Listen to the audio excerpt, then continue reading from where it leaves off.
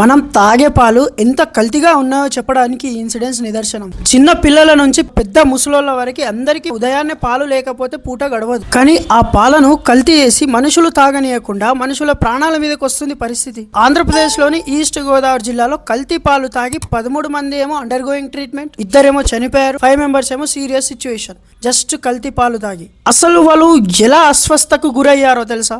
కల్తీ పాలు తాగితే అనూరియా అనే ఒక డిజీజ్, అది ఏం చేస్తుందంటే యూరిన్ ని బ్లాక్ చేస్తుంది. యూరిన్ రాకుండా అది అక్కడే జామ్ అయ్యి ఆర్గాన్స్ అన్ని బ్లాక్ అయ్యి కిడ్నీ ఫెయిల్యూర్, కిడ్నీ స్టోన్స్ దీనికి మెయిన్ రీజన్స్. ఇది వచ్చిన వెంటనే మనకు ఏర్పడే ప్రభావాలు ఏంటంటే యూరిన్ రాకపోవడం, కాళ్ళ వాపు, వామిటింగ్స్, బ్రీతింగ్ ప్రాబ్లం, ఇవన్నీ అనూరియా వల్ల వస్తాయి. కల్తీ పాలు తాగి బయటపడని వాళ్ళు ఎందరో. రోజువారీగా మనం తాగే పాలు మంచివి అని మనం మాత్రం చెప్పలేము. కంపెనీ ఏదైనా పాలు మాత్రం కల్తీవే. విలేజ్ లో దొరికే పాలు మాత్రమే శుద్ధమైనవి. మిల్క్ ప్యాకెట్స్ నుంచి ఎవరైతే మిల్క్ తాగుతున్నారో చాలా డేంజరస్ అది. దానంతా డేంజరస్ మిల్క్స్ ఏది ఉండదు. మీరు ఎప్పుడైనా అబ్జర్వ్ చేయండి, విలేజ్ లో ఉన్న వాళ్ళకి మార్నింగ్ ఒక పూట టీ తాగితే మధ్యాహ్నం వరకు తినకుండా ఉండగలరు, అంత ప్యూర్ మిల్క్. సరే, మనకు దిక్కు లేక ఖచ్చితంగా మనం తాగాల్సిన పరిస్థితుల్లో మనం తాగి మన ప్రాణాల మీదకి తెచ్చుకుంటున్నాం. ఎక్కడైనా మన దగ్గరలో డైరీ ఫామ్ నుంచి స్వచ్ఛమైన మిల్క్ అమ్మే వాళ్ళు కూడా ఉన్నారు, వాళ్ళ దగ్గర వెళ్ళి మిల్క్ తీసుకోండి, కొంచెం చెక్ చేసుకొని మిల్క్ తాగండి. అలాగే ఇలాంటి మంచి మంచి వీడియోస్ కోసం నిఖిల్ శ్రీ లైఫ్ ని షేర్, సబ్స్క్రైబ్ అండ్ ఫాలో చేయండి. And thank you for watching. కలుద్దాం మళ్ళీ మంచి వీడియోతో. Until then bye.